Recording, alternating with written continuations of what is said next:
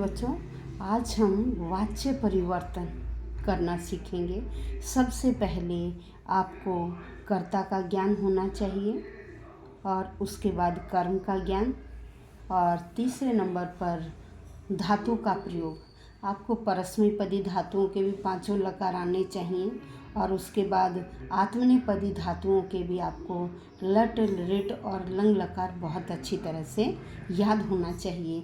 यदि आपको ये चीज़ें याद हैं, शब्द रूप याद हैं, अकारांत, इकारांत, उकारांत, ऋकारांत और हलंत शब्द, संख्यावाचक आदि सर्वनाम शब्द, तो आप यह वाच्य परिवर्तन बहुत अच्छी तरह से कर सकते हैं, क्योंकि इसके लिए बेस है कि आपको शब्द रूप याद होने चाहिए और धातु रूप। ठीक है, अब हम चलते हैं आगे, क्योंकि मैंने आपको ट्रांसलेशन में भी कर्ता और क्रिया का बहुत अच्छी तरह से समझा दिया है कि कर्ता जिस पुरुष वचन का है, क्रिया भी उसी पुरुष वचन की आती है। किसमें?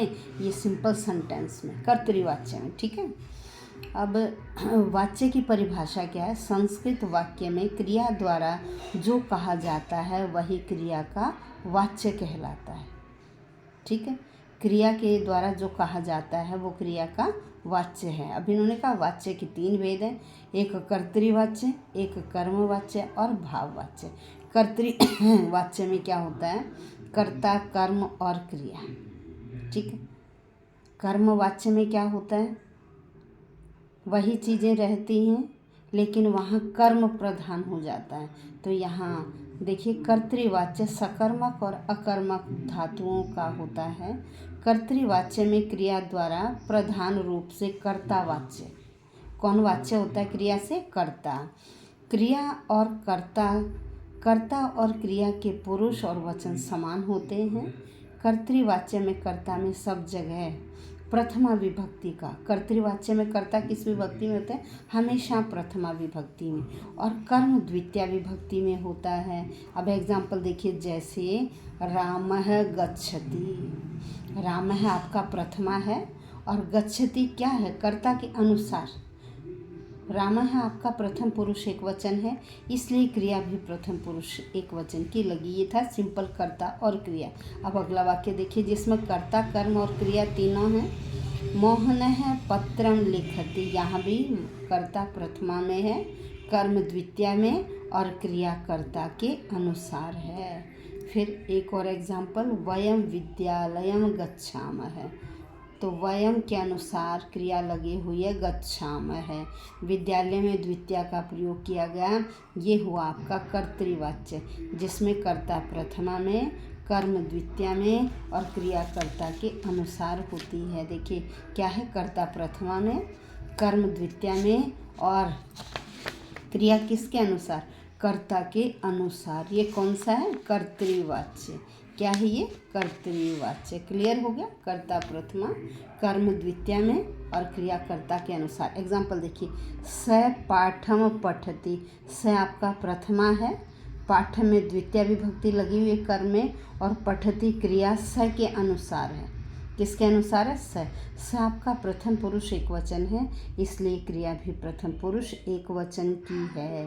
ये आपका कर्तृवाच्य है। अब इससे आगे चलिए, कर्मवाच्य। यह वाच्य केवल सकर्मक धातुओं का ही होता है। किसका? सकर्मक, जिसमें कर्म होता है, ऐसी धातुओं का। कर्म वाच्य में क्रिया द्वारा प्रधान रूप से कर्म, कर्तृ में क्रिया कर्ता को संबोधित कर रहा है ज़्यादा, और यहाँ क्या है? कर्म को। यहाँ क्रिया किसको? कर्म को। कर्म ही वाच्य है। ठीक है, इसमें कर्म में प्रथमा, कर्म में क्या है? कर्म में प्रथमा विभक्ति का प्रयोग किया जाता है और कर्ता में तृतीया विभक्ति का, और क्रिया पुरुष और वचन कर्म के अनुसार होते हैं।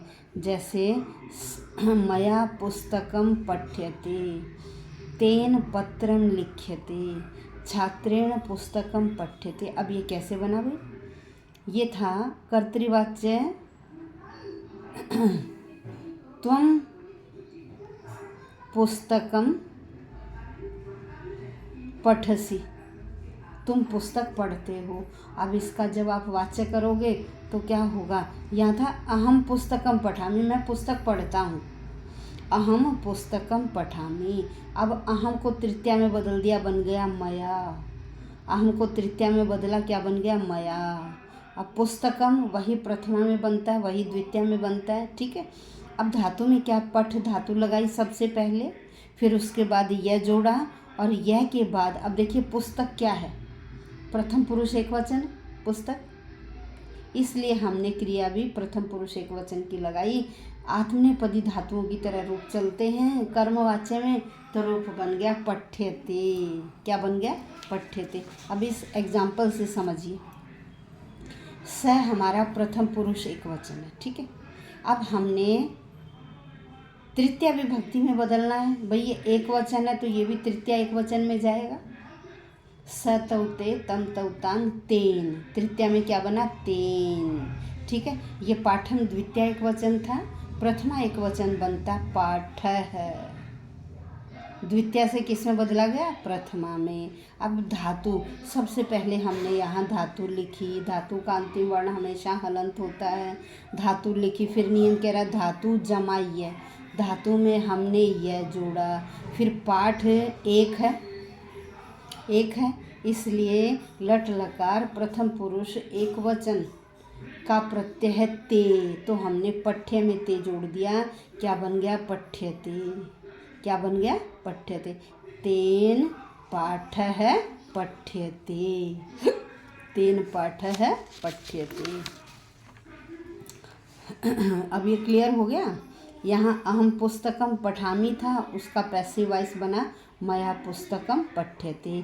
ये था स पत्रम लिखति, स को हमने तृतीया में बदला तेन में, पत्रम वही प्रथमा में है, वही द्वितीया में, तो पत्रम आ गया।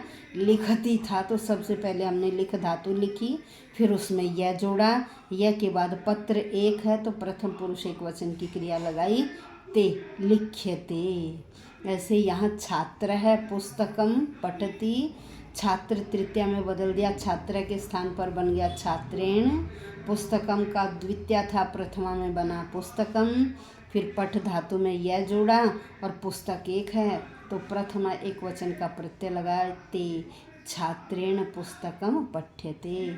फिर ये था बालकः फलम खादति, बालक का तृतीया में बना बालकेन, फलम का जो द्वितीया में है वही प्रथमा में होता है तो बना फलम।